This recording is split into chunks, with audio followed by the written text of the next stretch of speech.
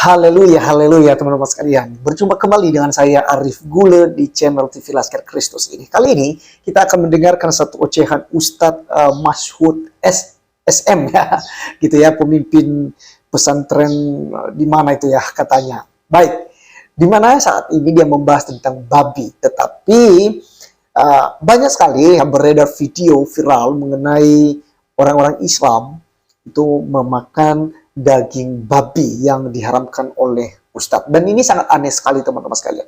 Mereka kan beranjak dari kitab imamat ya di Taurat Musa mengenai makanan yang halal dan yang haram. Tetapi teman-teman, mereka hanya berpusat kepada babi saja ya, karena itulah yang dimakan orang Kristen. Karena musuh mereka ini kan Kristen ya. Mereka membenci kekristenan sehingga yang mereka serang ya itu tadi ya, mereka serang masalah babi, padahal bukan hanya babi saja yang haram. Teman-teman, mari kita langsung saja melihat videonya. Nanti di akhir video kita akan tanggapin, dan juga kita akan dihibur oleh seorang Mbak Gemuk. Ya.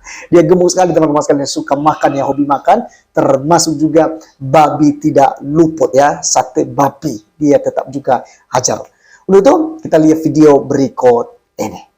Disembah mengharamkan babi, terus penyembahnya suka babi. Akhirnya dibuatlah ayat yang menyatakan seakan-akan bahwa ini berasal dari mulut Nabi Isa. Ayat yang menghalalkan segala makanan termasuk babi. Ayatnya itu tertulis pada Injil karangan Markus pasal 7 ayat 19. Oh no, oh no, oh no, no, no, no, no. Berani nggak? Berani dong. Sekut, sekut, sekut, sekut, sekut, sekut, sekut. Ini rumah makan sate babi Bu Lilik di Wates, Kediri. Sudah sate babi aja atau? Dulu itu sate babi aja, terus tambah menu krensengan. Setelah itu sayur asin. Ada. Ya, boleh Bang. Cicip dikit. Itu pesanan orang tapi. Sesendok. Sayang banget itu pesanannya. Ya, baiklah, seadanya aja nggih, nanti direview, oke? Cuma terus gimana sih rasanya? Kayak endolannya sekut, cobain, sekut ikutin.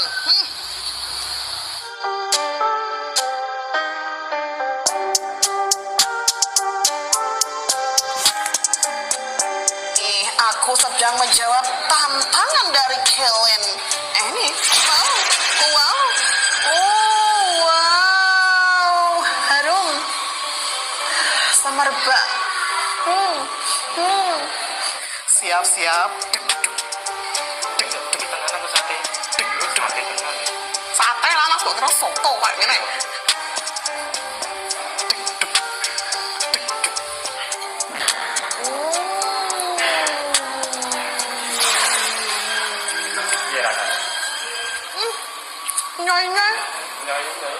Enak banget, empuk, bumbunya oke, bakarannya pas, tuh, dan nggak alot, jadi sekali gigit langsung nyespru, kayak gitu.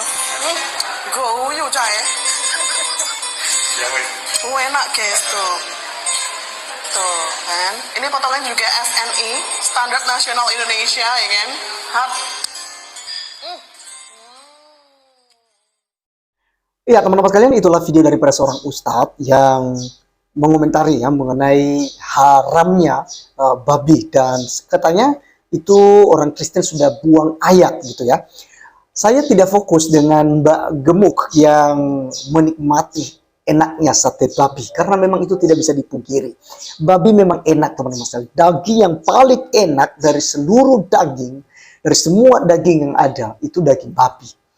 Jadi dibikinlah babi guling, sate babi, dan macam-macam teman-teman sekalian. Maka tidak sedikit orang-orang Islam ya, khususnya yang hobi makan, mereka mencobanya.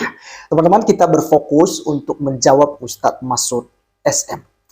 Dia beranjak sebenarnya tentang babi ini di dalam Imamat pasalnya yang ke-11 ayatnya yang ke-7 ya. Ini yang menjadi senjata mereka. Saya akan bacakan buat kita teman-teman, dan alangkah lebih indahnya nanti kita akan baca secara keseluruhan dari pasal ayat 1 hingga ayat 10 ya.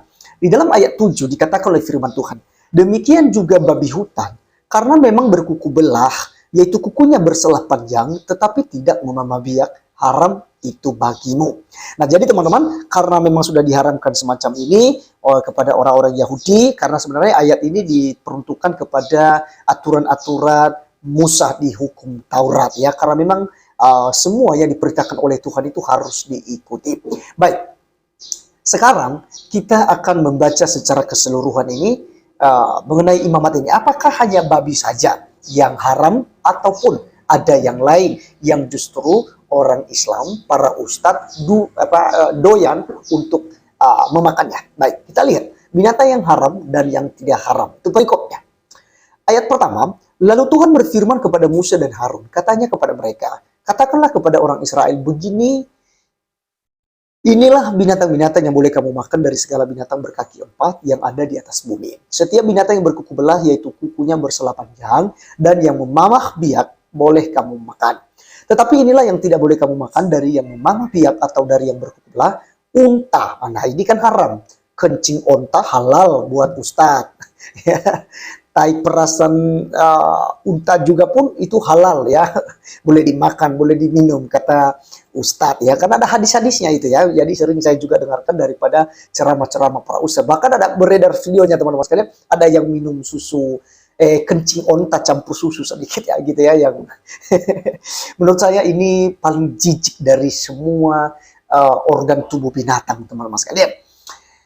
Baik ya, kemudian karena memamah biak itu unta tetapi tidak berkuku belah, haram itu bagimu. Juga pelanduk ya, orang Islam juga makan pelanduk ya. Ya karena memamah biak tetapi tidak berkuku belah, haram itu bagimu. Juga kelinci. Nah, ini dia ya. Jadi justru banyak dari pihak Muslim yang makan kelinci loh ya. Ada teman saya dulu ya di Papua ya, itu hobi ya makan kelinci kalau sudah dipotong kelinci. Kemudian karena kelinci itu ya memamah biak tetapi tidak berkuku belah, haram itu bagimu. Kemudian ini dia ayat ke-7.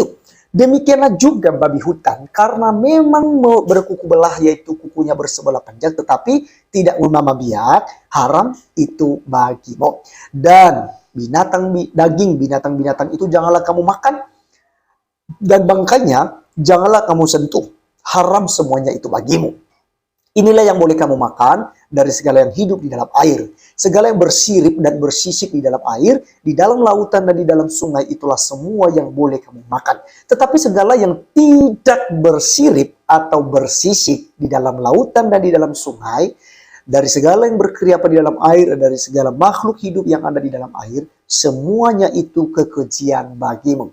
Teman-teman sekalian, dari Ustadz, makan enggak itu ikan lele, ikan gabus, belut, kemudian ada beberapa lagi ikan lainnya yang tidak bersisik dan tidak bersirip. Saya rasa ya umat Muslim itu memakannya teman-teman sekalian ya.